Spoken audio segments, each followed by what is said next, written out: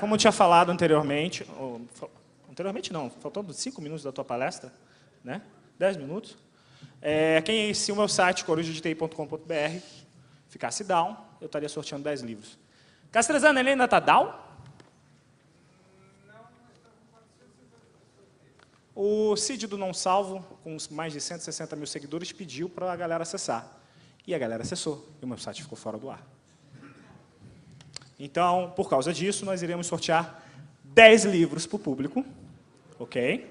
Porque foi uma aposta que foi... Não, você não é o público, você é palestrante, não pode. Tá? Antes da palestra do Cid, do Tony. Galera, vamos lá, todo mundo lembrando, para palestrar, para ganhar o sorteio, tem que ter o quê? Todo mundo está com o número na mão aí? Todo mundo com o número na mão? Beleza. Número sorteado de agora, 184. 184. Dou-lhe uma, dou-lhe duas, dou-lhe três. Próximo. 149. 149, dou-lhe uma, dou-lhe duas. 149. 246. Dou-lhe uma, dou-lhe duas. Tá difícil, hein? O cara deve ter ido no banheiro, né? Vamos lá. 246. Não? Espera aí. Estão derrubando o ambiente, no mínimo. Olha o ar, ficou lento. Quem está baixando coisa que não deve aí? Ô, meninos de Minas Gerais, dá para deixar usar o wireless? Galera, eu não estou conseguindo fazer isso agora, eu não vou atrapalhar a palestra do Tony, até porque eu quero adiantar um pouco o almoço. Vamos fazer o seguinte, na hora do almoço, vai estar todo mundo lá embaixo, almoçando, comendo, e aí eu vou fazer o sorteio lá de cima da passarela, tá? Anunciando os nomes, bem no final do almoço. Aí, além de sortear os livros, a gente sorteia 10 livros, a gente sorteia também os cursos da NETS, que está o André Ali Greco, dono da NETS. A gente vai ter 2 formações CCNA completas. Vamos sortear uma formação CCNA completa e uma formação Cisco CCNP Route, né? Fechado? Então, a gente vai estar sorteando 2 cursos na hora do almoço, mais 10 livros, ok? Gente, uma salva de palmas aí para o Tony Rodrigues, ele vai fazer agora a apresentação, super interessante. Lembrando que, ao final, ao término da apresentação do Tony, nós teremos um almoço. Acredito que, quando o Tony terminar, a gente vê algum sorteio, alguma coisa, e aí acho que 1h30, 1h40 minutos de almoço. Lembrando, de novo, que o almoço será servido aqui no Espaço APAS, logo embaixo ali na recepção. Visitem os nossos patrocinadores, por favor. Entendeu? Comprem produtos, por favor. Ajude o pessoal de Hackers do Futuro, por favor. Tá bom? Tony, obrigado. Tá com o microfone aí? Aqui é. Bom dia, pessoal. Ele está intermitente, isso aqui é assim mesmo? Não, é o seu computador. Não é gente de vídeo.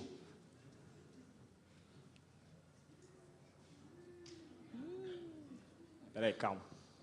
Vê se agora vai. Bom dia de novo. Parar de hackear ele? Não, eu parei. Beleza. Ó, dá um sossego agora, né? Pessoal, bom dia novamente. Eu sou o Tony Rodrigues, sou gestor de segurança de informações e trabalho também há algum tempo com perícia e computação forense. E se o meu computador me ajudar, a gente vai ver a palestra.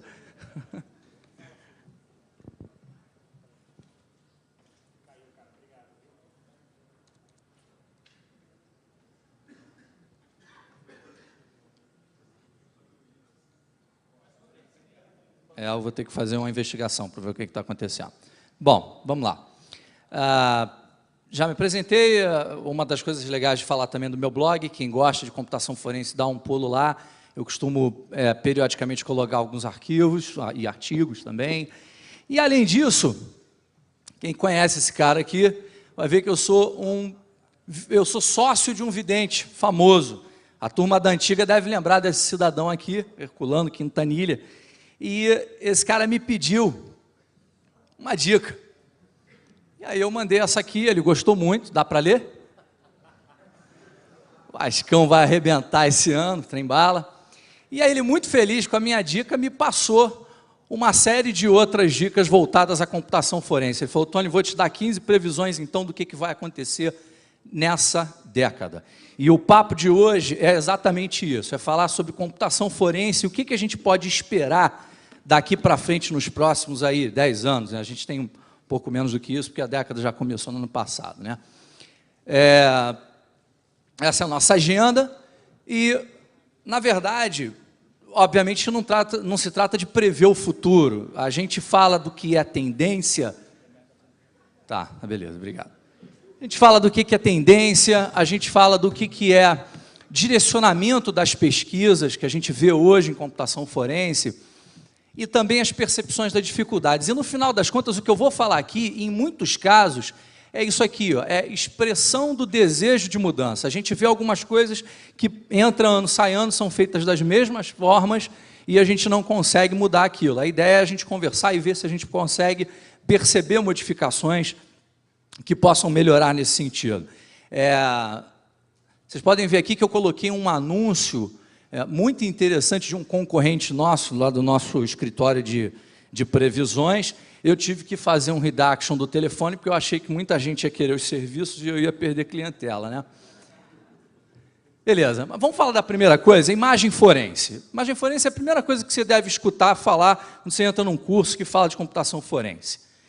Imagem forense é aquela coisa de você ter que obrigatoriamente fazer exatamente uma cópia exata de uma mídia que você vai pesquisar e tem uma métrica ou uma verdade absoluta que diz que você jamais pode mexer no original. Quem já ouviu falar em imagem forense aqui? Acho que muita gente, principalmente quem trabalha com forense, já escutou isso várias vezes. Só que qual é o problema da imagem forense? Os nossos discos estão cada vez maiores. Quem tem disco, quem tem notebook com disco acima de 80 GB aqui? Você dá uma olhadinha, você vai ver que é a maioria. O pessoal que tem menos do que isso, provavelmente é um HDzinho externo. E você usa para botar música, provavelmente. Mas imagina você tendo que fazer sempre imagem forense de algo que a gente está mudando agora, um padrão aí de 1 tera. A maior parte dos notebooks já são vendidos com 500 GB, mas eu acho que vai voltar para 1 tera, não vai dar muito tempo. Outro ponto interessante é que a gente tem servidores críticos. Você precisa fazer a famigerada imagem e a primeira coisa que você escuta é: não posso tirar o servidor do ar de jeito nenhum. Outro ponto com relação ao contrário à imagem forense, você tem a questão do cloud computing. Eu não tenho como pedir ao meu fornecedor de cloud computing para me dar uma imagem forense do HD, porque eu preciso periciar algo. Não é verdade? E o que isso me leva a pensar? Que ainda nessa década, o nosso conceito de imagem forense, ele vai ser modificado. Isso, na verdade, é algo que a gente precisa trabalhar, porque se você tiver com esse tipo de conceito em 2019, por exemplo, você vai estar tendo que fazer imagem de não sei quantos teras, e isso vai se tornar uma tarefa impossível. Agora, que alternativas a gente teria para isso? Que adaptações? Forense de memória e forense de rede, e principalmente correlação. Eu muito provavelmente não preciso ter uma imagem forense para necessitar correlacionar os meus dados. Eu posso correlacionar os dados e chegar a uma conclusão mesmo sem ter a imagem fiel do disco ou exatamente o disco completo. É óbvio que tem alguns casos que você vai precisar ter isso, você precisa mexer com espaço não alocado e tal. Mas, basicamente, hoje a imagem é algo que você não tem como não fazer. É meio como uma verdade absoluta. Se você não fez a imagem, você já está com a sua perícia questionada. E a primeira previsão, a primeira dica do meu amigo e sócio Herculano Quintanilha é: imagem forense vai morrer. Ou vai se adaptar, melhor dizendo, né? Bom, segunda previsão fala sobre triagem. Na verdade, sobre triagem a gente fala da dificuldade que a gente tem hoje de se trabalhar com o volume de casos que tem ocorrido, né? Para vocês verem essa tragédia que aconteceu lá no Rio, recentemente, acho que todo mundo está a par, o que o cara fez antes de sair para fazer aquela coisa toda?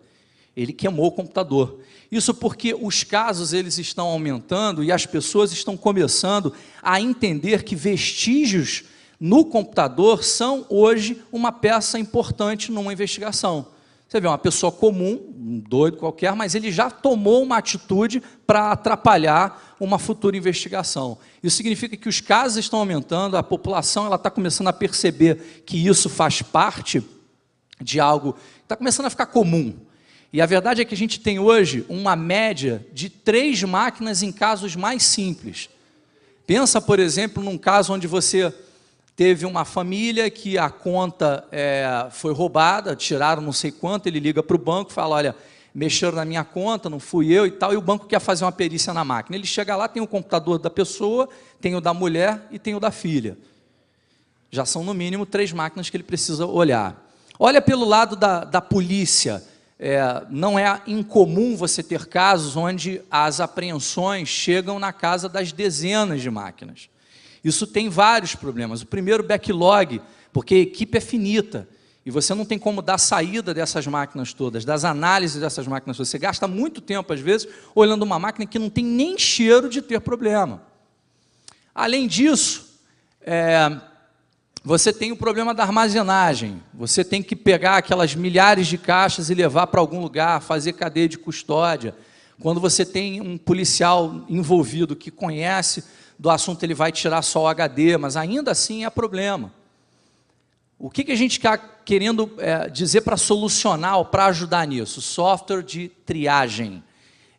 São mecanismos ou até mesmo pesquisas envolvendo uma pré-seleção daquilo que você está no local. Você chega no local, roda um software e ele vai te dizer, ou ele vai tentar dizer que isso aqui tem cheiro de problema, eu tenho que apreender. Ou essa máquina aqui está tranquila, eu não vou fazer isso. A gente tem hoje alguns softwares que fazem isso, e a gente também tem algumas pesquisas, por exemplo, tem uma pesquisa de um doutor de uma universidade americana, Simpson Garfunkel, se eu não me engano, que ele fala sobre usar método estatístico para poder capturar um volume muito menor de dados e ainda assim chegar a uma conclusão viável. É mais ou menos o que o Ibope faz, entrevista lá meia dúzia de pessoas pré-selecionadas e consegue dizer com uma razoável precisão quem vai estar na frente nas pesquisas e quem vai estar se elegendo, etc. e tal. A ideia é você tomar mais ou menos o conceito parecido, trazendo para a computação forense. Você seleciona um número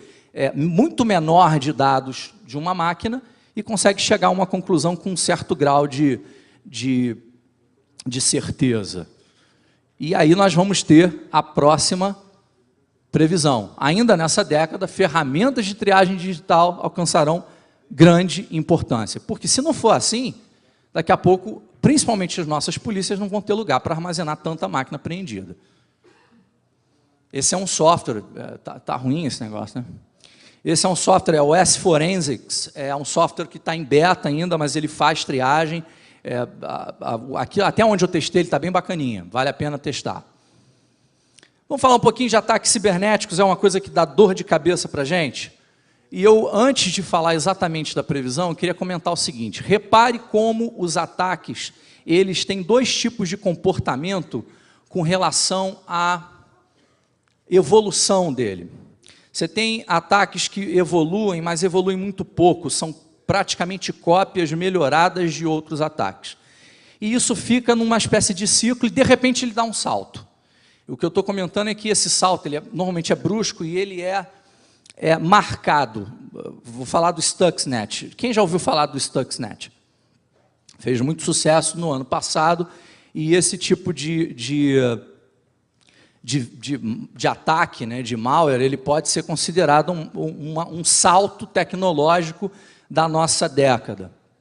E a minha ideia é falar hoje que a gente tem mais ainda um outro salto para falarmos a esse respeito. Só um minuto, gente.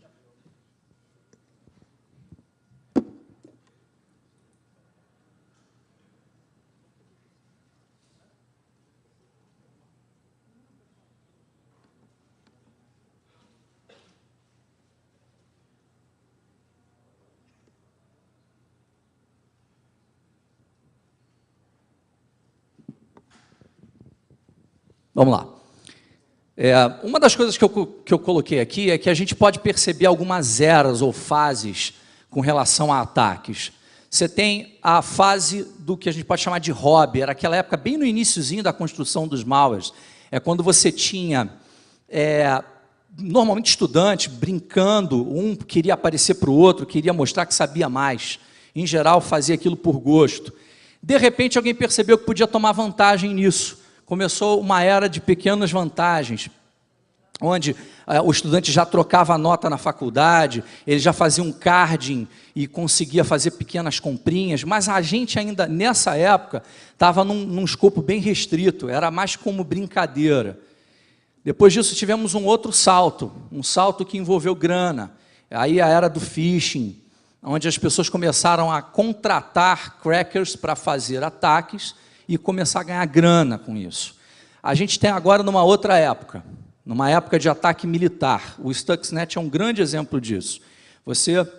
Na época que a gente está hoje, você percebe um salto e isso envolve um certo perigo, porque nessa classificação a gente tem budget, a gente tem orçamento e a gente tem um alto nível de organização. Então, são duas coisas bastante preocupantes. Quando você junta grana com a capacidade de organizar, né?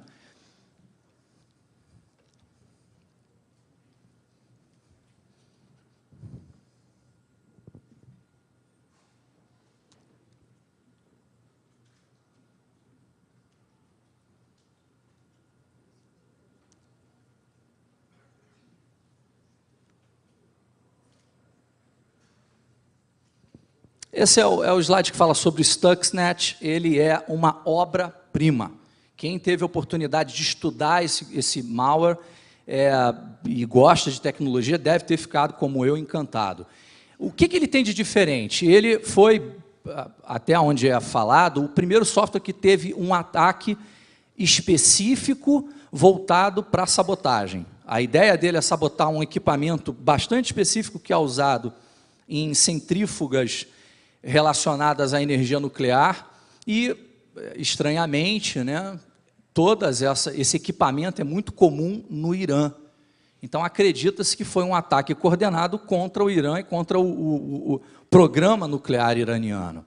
Agora, o que a gente pode perceber falando do Stuxnet? Ele é um projeto estruturado, ele foi um projeto longo, envolveu equipe multidisciplinar e envolveu grana. Aparentemente, teve muita gente envolvida. O que a gente tem de tecnologia? Rootkits, tanto no Windows quanto no próprio PLC, que é o equipamento que comanda as centrífugas. A gente teve alguns exploits, entre eles exploits Zero Day, na verdade, 2 na época eram Zero Day. A gente teve técnicas de evasão de antivírus. A gente teve atualização peer-to-peer, o código malicioso, quando ele estava falando com um par e ele percebia que ele estava desatualizado em relação àquele par, ele pedia atualização e eles se atualizam. É fantástico o software. Por que eu estou falando do Stuxnet? Porque ele deu um pulo. Esse tipo de desenvolvimento, que até agora é único, ele vai começar a acontecer com uma enorme frequência, vai virar moda. E aí a gente vai entrar naquele ciclo que evolui meio que copiando o modelo de trabalho.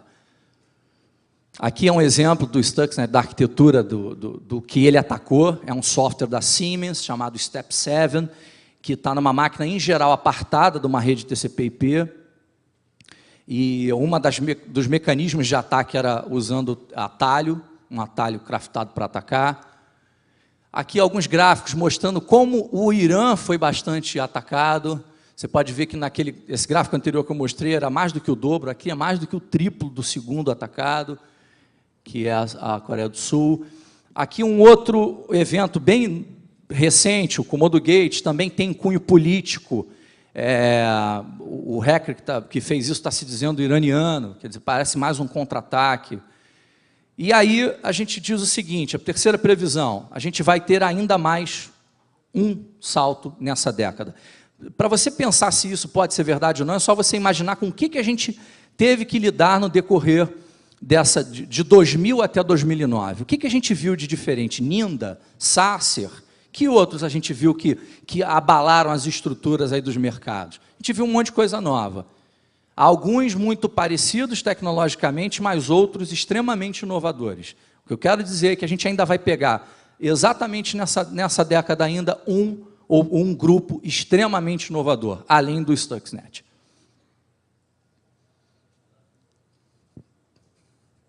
Esse próximo slide vai mostrar agora aqui, é um slide que fala sobre uma ameaça cyber-jihadistas de uma equipe lá do Sudão. Então, você vai começar a perceber vários elementos envolvendo já a guerra cibernética.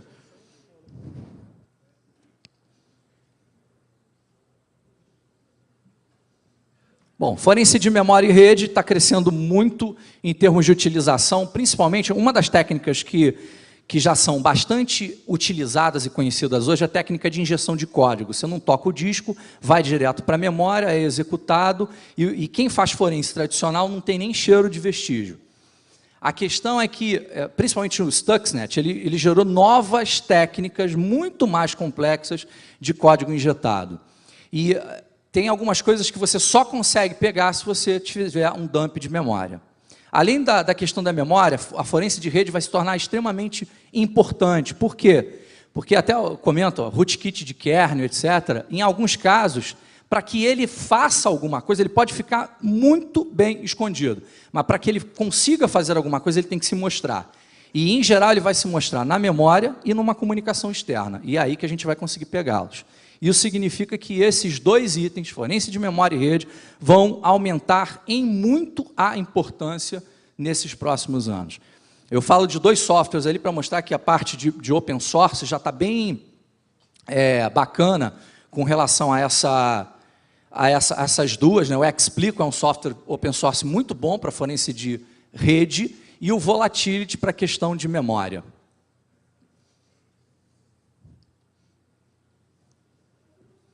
Parece boate, né? Fica aquele negócio, vai e volta.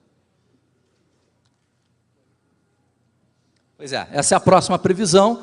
Forense de memória e rede vai ficar imprescindível. Vai ter alguns casos que, por usar essas técnicas de injeção de código, etc. e tal, se você não tiver cuidado de fazer uma das duas junto com a forense de disco, você não vai ter caso. Aqui é um exemplo de uma situação onde foi usada forense de memória, que era muito contestada há uns anos atrás, para fazer a condenação de uma pessoa lá nos Estados Unidos. Falar do próximo item, criptografia.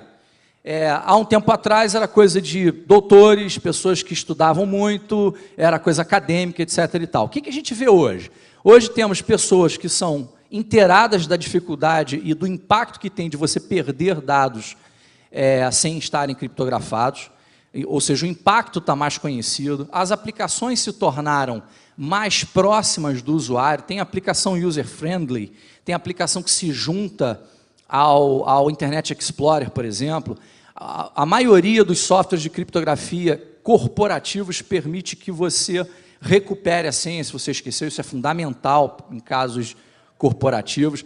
E o que eu estou querendo dizer com isso? No final das contas, quando você tem o aumento do uso de uma determinada tecnologia, você também tem a reboque o aumento dos problemas. Olha o caso do Daniel Dantas é bem conhecido. O exemplo anterior que eu comentei envolvia criptografia, ou seja, dados criptografados, e um caso envolvendo dados criptografados. Tem os casos de aumento de ransomware, são malwares que quando te infectam, eles pegam a tua máquina, ou a partes importantes, normalmente docs e PDFs, eles criptografam e botam uma mensagem na tela, dizendo, olha, só libero a senha se você me pagar. O nome disso é ransomware.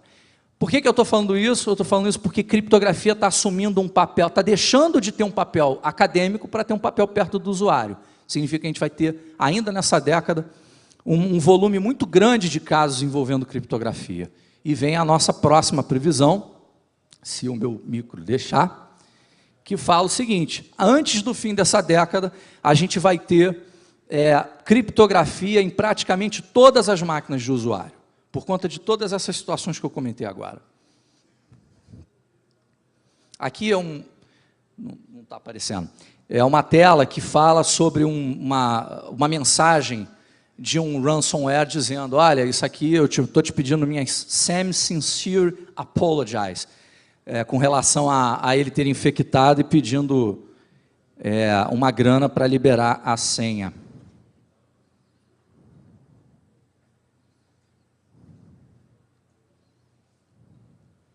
Tá aí. Próximo.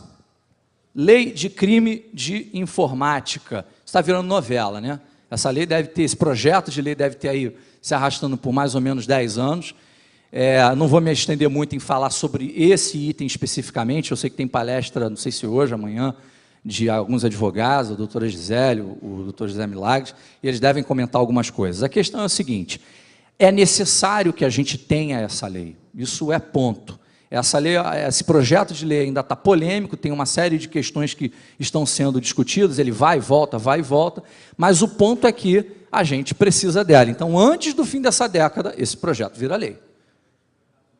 Esse é mais um desejo do que efetivamente uma previsão, né? A gente precisa disso para trabalhar melhor com relação a esses pontos. Esse é um quadro que mostra como está a Europa com relação a isso. Repare que a maioria dos países já classificam ataques cibernéticos como crime. Outro, sistemas operacionais Highlander. Nós temos uma quantidade enorme de Windows XP ainda rolando por aí. O Windows XP ele foi criado em 2001 e em 2010 ainda tinha 62% do mercado. O Windows 7 deu uma quebrada nisso.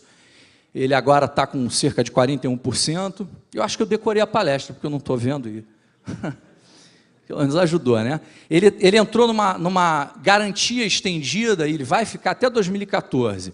Você tem ainda 0,18% de Windows 2000. E isso é um pouco preocupante, porque o Windows 2000 não tem sequer update de segurança para ele.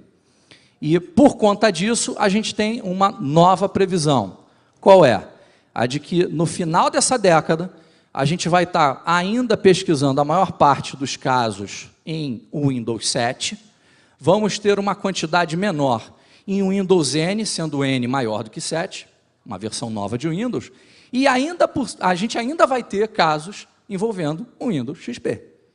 O Windows XP não quer morrer. Além disso, deixa eu ver se eu consigo.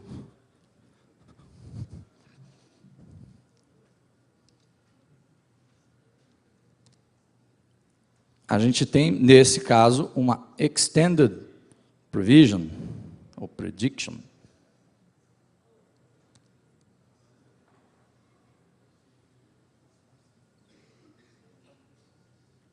Que é o seguinte: no final do século XXI, a gente ainda vai estar investigando casos de Windows XP. Terrível isso, né? Não morre. Bom, mobilidade. Também não vou entrar em detalhe. Todo mundo, eu acho que 90%, talvez, um pouquinho menos de pessoas aqui deve ter smartphone. Pelo menos aqui. Nos Estados Unidos, tem uma dos bullets ali, diz que a gente tem 1 entre 4 pessoas com um smartphone. Aqui tem uma série de outros detalhes. A venda esperada de tablets no mundo em 2011 cerca de 45 milhões. O que a gente quer mostrar com isso? Que tudo que cresce muito nesse aspecto de tecnologia vira também alvo. Isso significa que a gente vai começar a ter mais atenção com relação a esses devices.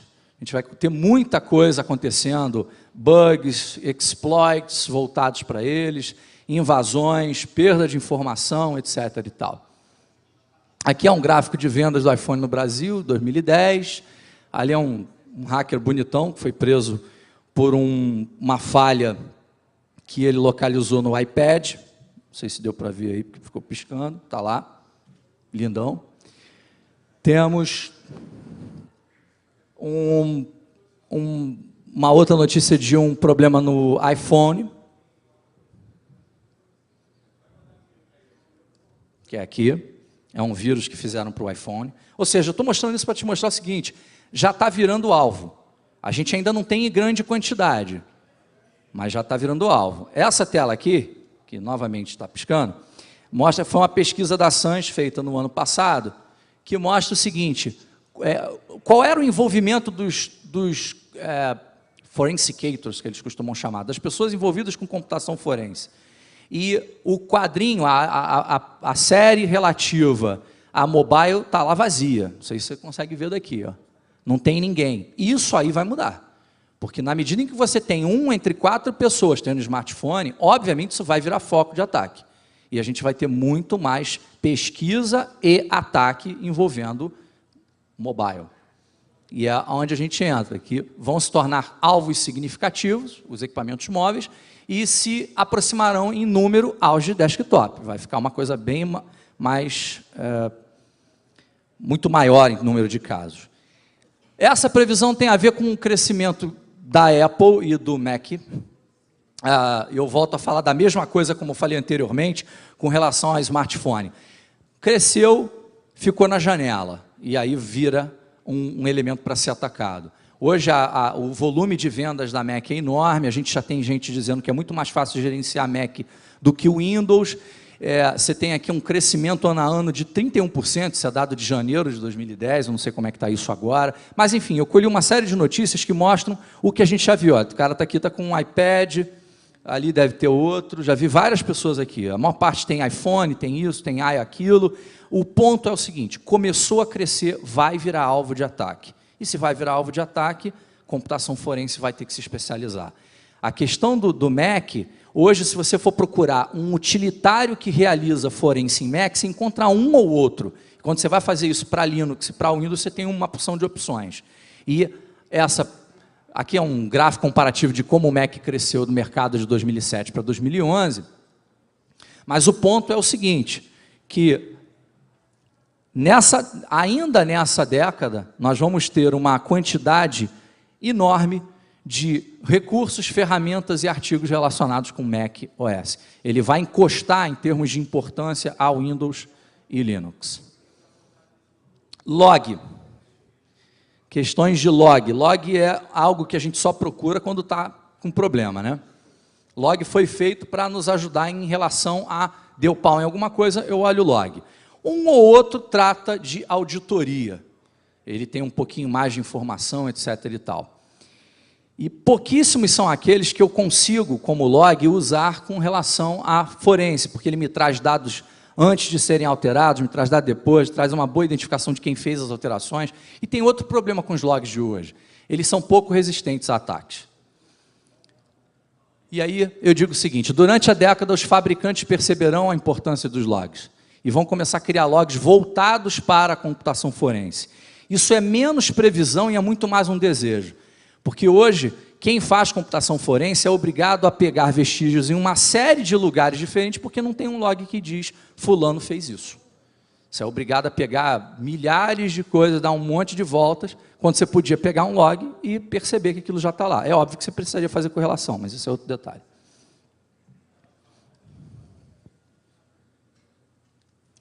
Esse é um Extended Prevision que diz o seguinte, apesar da gente ter logs melhores, etc. e tal, no decorrer da década, a gente ainda vai ter sysadmin não colocando o log para funcionar, colocando ele com pouco espaço, colocando ele mal configurado ou tirando a característica de forense, né?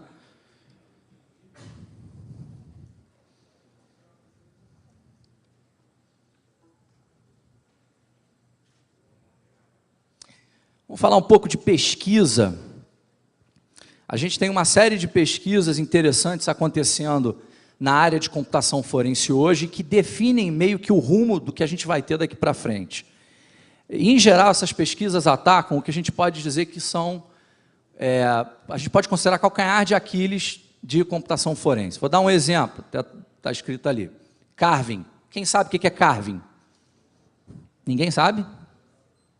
Carving é uma técnica onde você extrai dados que tenham um significado, mas eles estão espalhados num monte de outros dados. É muito comum você ter que apelar para carving quando, por exemplo, você fez uma recuperação de uma série de bytes do disco e o disco perdeu o MBR, perdeu o MFT, no caso do NTFS, enfim, ele perdeu toda a indicação do que é e da onde está cada arquivo. Perdeu isso? Em geral, o que você tem que fazer? Fazer carving. O carving ele tem um problema, na verdade, dois problemas que hoje as pesquisas apontam para tentar corrigir. O primeiro deles é a questão da duplicação. Quando você faz carving, você pega esse volume de dados que você tem, normalmente é uma imagem forense que, como eu falei, pode estar danificada, e ele extrai dessa imagem os arquivos que ele conseguiu identificar. Ao fazer isso, você está duplicando o tamanho desse cara, porque você tem ele lá dentro desse conjunto de imagens e tem ele fora. E as pesquisas apontam para uma utilização de uma coisa chamada Zero Carving, se eu não me engano, Zero Storage Carving. O Zero Storage Carving você monta você não extrai mais os bytes daquele arquivo, você mapeia ele e continua usando ele normalmente dentro do conjunto de bytes. Isso facilita, você não gasta tanto espaço e fica mais rápido. Outra coisa importante, fragmentação.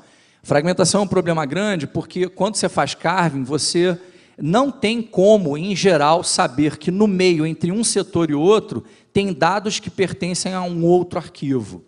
Quando acontece isso, arquivo fragmentado, em geral ele consegue dizer, vai daqui até o final, recupera tudo como sendo parte do mesmo arquivo, e às vezes você pega uma figura, é muito comum, no meio está tudo borrado. Por quê? Porque o arquivo não estava contínuo. Hoje existem técnicas de carving e pesquisas de carving para fazer com que isso não aconteça mais e consiga identificar que no meio dele você tem dados pertencentes a outro arquivo. Ok? Que outras pesquisas a gente tem? Temos pesquisas envolvendo parte de memória. Os módulos do Volatility estão sendo renovados, inclusive recentemente saiu o Volatility para Linux. A turma de Linux que sentia falta de forense de memória específica para Linux, agora pode contar com os módulos do Volatility. Nós temos outro calcanhar de Aquiles que se chama esteganografia. É muito comum você conseguir hoje, com as ferramentas que a gente tem, detectar que tem algo escondido num determinado arquivo, que é o objetivo da esteganografia. Só que como hoje esteganografia e criptografia estão juntas, é muito difícil de você recuperar efetivamente o conteúdo. E isso é um problema, porque, em geral, é muito comum unidades de terror voltadas para o terrorismo usarem esteganografia para se comunicar. Então, é uma área que precisa de evolução. A própria criptografia, a gente já comentou. Malware hoje tem, com muita frequência, utilizado técnicas de evasão de forense, técnicas antiforense, digamos assim, né? Tem algumas técnicas, inclusive, e isso se tornou um problema maior, você consegue escolher a rotina que você vai usar de evasão com cliques de mouse. Eu vou mostrar aqui, aí para frente, que tem um item que fala sobre isso. Você simplesmente clica, eu quero que ele evite ser rodado numa VM, porque em geral é assim que a gente debuga. Eu quero que ele evite depuração, evite debugação, e aí o malware ele vai pronto com aquelas atividades, com aquelas características. Hoje existe uma pesquisa, eu estava comentando com o Fernando, né? Chama-se VirtIce, é um debugador novo que tenta burlar todas essas anti-forenses aplicadas para malware. Ele, entre outras coisas, usa técnicas de virtualização para poder se proteger e executar o trabalho. O volume de informações também está crescendo, a gente tem problema com isso, eu já falei com relação à imagem, mas também temos pesquisas voltadas a isso, pesquisas voltadas ao uso de estatística para você diminuir a amostragem e conseguir ter certeza nas suas respostas. E outro, é um desafio natural que a nossa área tem. Pegar uma ciência forense diferente da nossa, comentar, por exemplo, DNA. DNA e o tratamento que se dá hoje a DNA pode-se considerar algo novo. Mas o DNA, 100 anos atrás, ele era o DNA que é hoje. Aquilo que você estudou hoje, que você está vendo aqui, daqui a 5 anos já não vai valer muita coisa, porque o sistema operacional mudou. E isso faz com que a nossa área, no final das contas, tenha essa questão aqui. Olha, durante a década, nós vamos resolver muitos desses desafios, só que nós vamos ter outros. E isso vai fazer com que a computação forense continue sendo extremamente desafiadora e um excelente campo para se trabalhar. Pessoa que não gosta de mesmice, isso aqui vai ser excelente. Eu tenho só 10 minutos? Cadê o Gustavo? 10 minutos, Gustavo? Pô, quebra um galho, né? Tem que dar um desconto. Tem que dar um desconto, essa máquina não está me ajudando. Bom, o próximo fala de antiforense. A gente está passando por avanços nas técnicas de antiforense. Hoje em dia você tem slack space em tudo quanto é lugar. Antigamente, quem sabe o que é slack space? Pouca gente, então vou explicar. Slack space é aquele espaço que sobra. Você tem algo mapeado para, por exemplo, 4 unidades. Você colocou algo lá dentro que tem 3 unidades. A última unidade não é mais mapeável, só que ela tem capacidade de guardar informação. Isso, antigamente, era muito aplicado para arquivo, era excelente para esconder informação em arquivo. Você pegava um negócio, jogava num buraco qualquer, depois do final de um arquivo legítimo, e ninguém ia conseguir achar aquele negócio com facilidade. Isso é o conceito de slack space. Hoje em dia, técnicas de antiforense estão descobrindo, ou usando, melhor dizendo, slack space em tudo quanto é lugar. Até na MFT estão fazendo isso. Então, isso é uma das técnicas que estão fazendo. Você tem técnicas de, como eu falei na previsão anterior, técnicas de anti-VMware, uso de anti-máquina virtual para você prejudicar o momento em que você quer fazer a análise dinâmica de um malware, anti-cloud, anti-tools, anti-ferramenta específica. Você tem código injetado direto na memória. Você tem o que eu acho pior, né, como eu comentei, técnicas escolhidas em um menu. Olha isso aqui, ó. Você escolhe qual é o comportamento antiforense que você quer para o teu programa. Você quer um packer.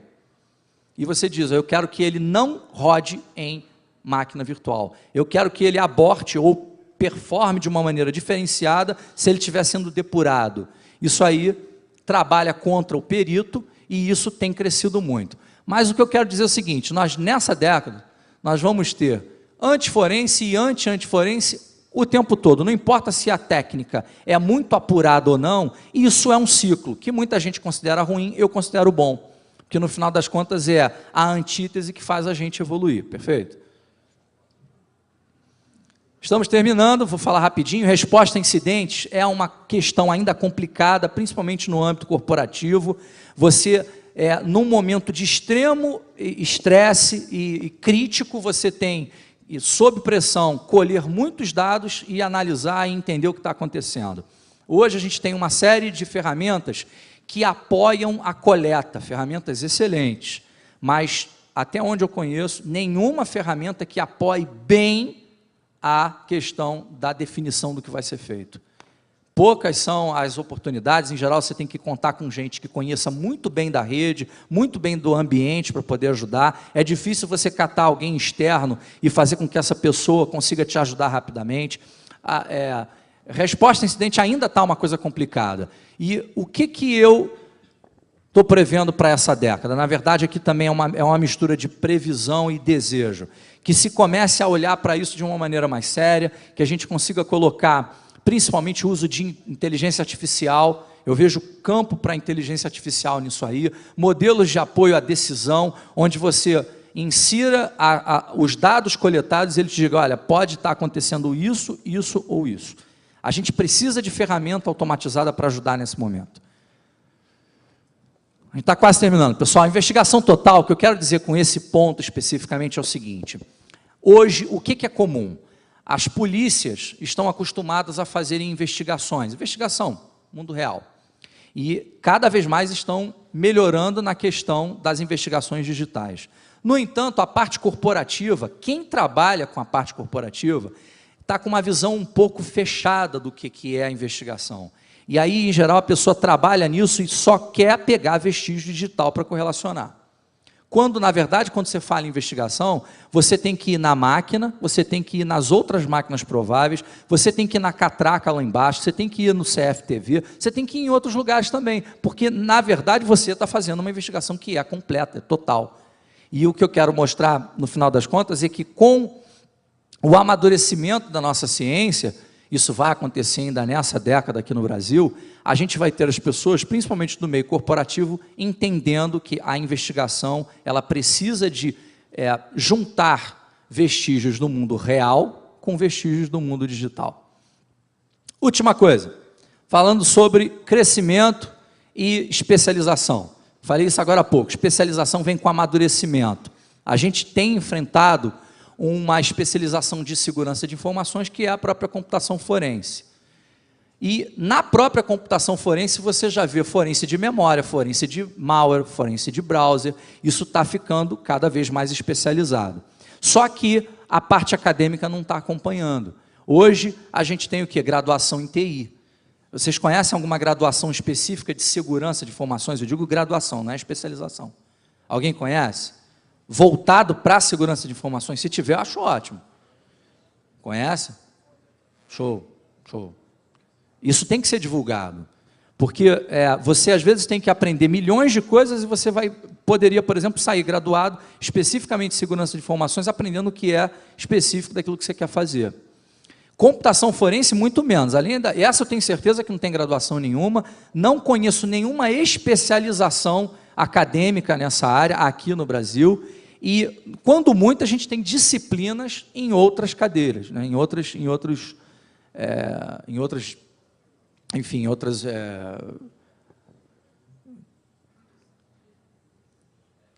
E o ponto aí é que, olha como é que está, por exemplo, essa mesma questão nos Estados Unidos. A gente tem não só graduação em segurança de informações, mas graduação direta em ciência forense, inclusive específicas de computação forense.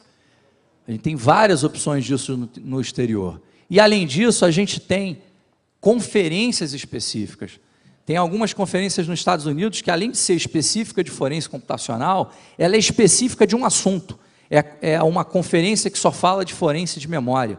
Você vai ali, o pessoal está espremendo o que tem de melhor em pesquisa nessa área. E isso é excelente. Aqui no Brasil, a gente tem a computação forense aparecendo agora com uma certa frequência nas principais conferências. O ICE Cyber é uma conferência específica, mas ela é ainda extremamente voltada para a parte policial, tem pouco apelo corporativo. E, baseado nessas coisas, o que a gente prediz para o final da década? A gente vai ter vários cursos de graduação em InfoSec no Brasil e algumas especializações ou pós em computação forense. Eu ainda não acredito em graduação em computação forense até o final da década. E pelo menos 2 conferências específicas sobre o tema. Quem sabe o Gustavo, que organizou muito bem essa conferência aqui, não se anime para a gente fazer um dia uma de computação forense, né?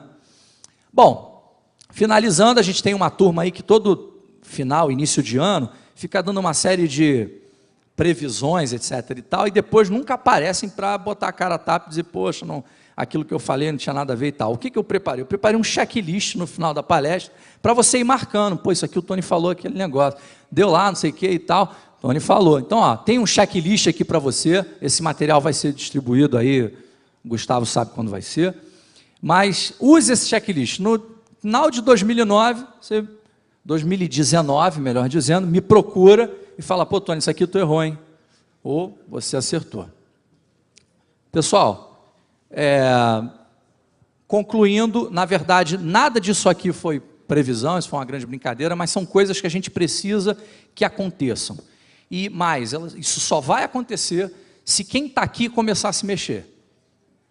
Ok? Se a gente começar a trabalhar mais nesse mundo de computação forense, no mundo da segurança de informações, começar a falar menos e fazer mais. A gente estava conversando isso hoje no café.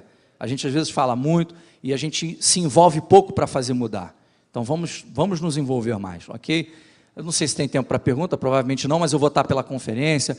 Pode me parar a hora que for, pode me perguntar, tenho um prazer de ajudar. Beleza? Obrigado.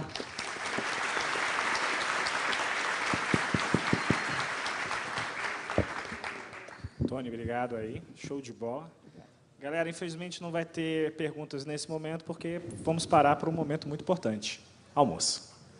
Né? Importante, duas coisas muito importantes. Gente, a gente está vendo que há uma pequena parte das pessoas aqui participando que estão fazendo perguntas para os palestrantes. Ok? E para atiçar mais as perguntas, o que eu vou fazer? Todas as perguntas boas e interessantes que os participantes, os palestrantes no caso, avaliarem, a pessoa vai receber um kit especial do Web Security Forum, que foi feito só para os palestrantes, que vem com uma caneta, com símbolo, vem lápis e tudo mais. Então, o palestrante recebendo uma pergunta, ele vai estar avaliando se a pergunta foi interessante ou não e vai estar presenteando. Cada palestrante vai receber um conjunto de 5 kits. Então, serão 5 perguntas, acredito eu, por palestrante. Tá? Gente, vamos parar agora para o almoço. Tá? A gente está tendo um sorteio silencioso agora do Hackers Construindo Futuros. A gente vai ter a parada até 1h30, 1h20. O almoço aqui no próprio Espaço APAS. Por favor, passem nos nossos patrocinadores. A gente vai ter também a parte de sorteios para passar nos nossos patrocinadores.